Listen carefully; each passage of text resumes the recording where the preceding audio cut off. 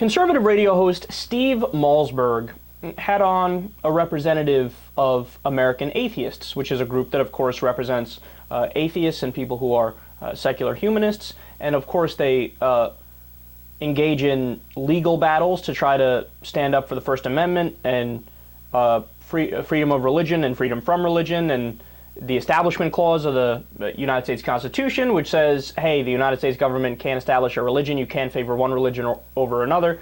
So that's actually a very, although they're called American Atheists, they're actually a pretty good legal group because they fight for the right things. Well, Malzberg wanted to discuss a current legal battle going on about a 9/11 memorial that is overtly religious. So first, let's listen to the argument from the American Atheist side. Well, we don't want to stop this from being displayed. We think it's an important part of remembering these people too. But the problem is it's unconstitutional. To just show one religious symbol by itself on government land paid for with government funds is a violation of the First Amendment and the 14th Amendment. If they set up a free speech zone, which means that any group that wants to put in a similarly sized symbol could do so in remembrance of people from their groups that died that day, then we have absolutely no problem with this at all and completely support it. Okay, so that's a pretty calm, rational, great argument, actually. He's saying, look, honestly, we have no problem with what's going on here. If it was done privately, for example, somebody takes their own money, they do it on their own property. But what we have here is government money funding an overtly religious memorial on government land, public land. Even if I was personally for it, it wouldn't matter because that's illegal. That's blatantly unconstitutional, right? So it seems like a relatively high-minded argument. I guess Steve Malzberg is going to respond in kind and not make a ridiculous point that pivots in another direction. Let's listen. So, I often tell people this. How, in my estimation, that the radical gay activists don't represent most gays. And certainly, by the raw numbers that you're giving me, you don't represent anywhere near most atheists. Don't you think most atheists would say, leave this alone? Just you don't like it, don't look at it. Why would you do this? And it's not just what you just said. Your argument isn't just the argument you just made. It's unconstitutional because then if you put up a religious-free zone or whatever, it's on government property. The quotes I have from your president, David Silverman, is this particular beam has a religious symbol on it. They have a beam with a religious symbol, and that makes it a religious icon.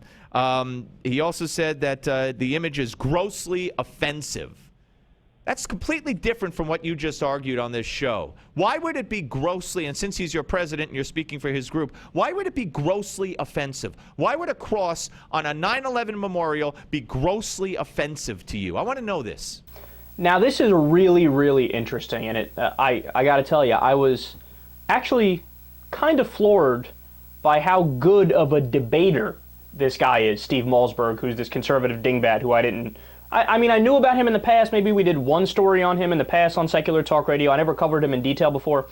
He's probably only second to O'Reilly in terms of how slick and smooth a debater he is. So did you notice what he did there? He took the original issue is it constitutional? Is it legal or is it illegal to have government money fund a memorial on public land that is overtly religious, that favors one religion over another because it's a cross, right? He took the issue from the realm of is it legal or illegal and shifted the debate to why do you think Christian symbols are gross? So do you think Christian symbols are gross or do you not think they're gross? And that puts the American Atheist representative on the defensive. Because now he's put in a position where he's forced to defend the idea that, well, yeah, Christian symbols are gross. Yeah, but see, then you lose the debate because you look like the bad guy. Malzberg looks like the kind-hearted, open-minded person who's just saying, oh, just leave these poor guys alone. Why are you being a fascist? Why are you invading on what their right is? And why do you think they're gross? Why is it grossly offensive? Do you think they're gross? And to be honest, and I didn't clip this part out, unfortunately, but the American Atheist representative takes the bait. He's like, I agree, it is grossly offensive. Look, man, whether or not you personally think it's grossly offensive is irrelevant to the debate. The way you handle somebody who's a good debater like that, and this is why so few people actually know how to do it, you have to take courses on it essentially, right? You have to immediately pivot back to what the debate really is, which is it illegal or is it legal, right?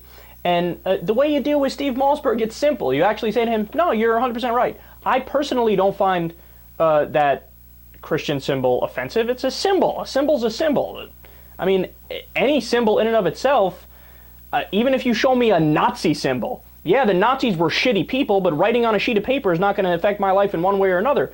I don't think any symbol is offensive. Of course, I'm totally on the side of the Christians in that regard. I'm not against you in that respect. But the question is it legal or illegal? And it's clearly illegal. And then you make your inarguable point, as I call it, which is that, look, we want to keep the cross there, but we also want to add a Star of David. We also want to add representatives and symbols of other religions, because guess what? It wasn't just Christians that died on 9/11. There were many innocent people of all different types of religious orientations and non-religious, right? So let's put something to represent everybody. Are you against that? Are you against representing everybody? Why are you a fascist, Steve Malzberg? He can't argue with that.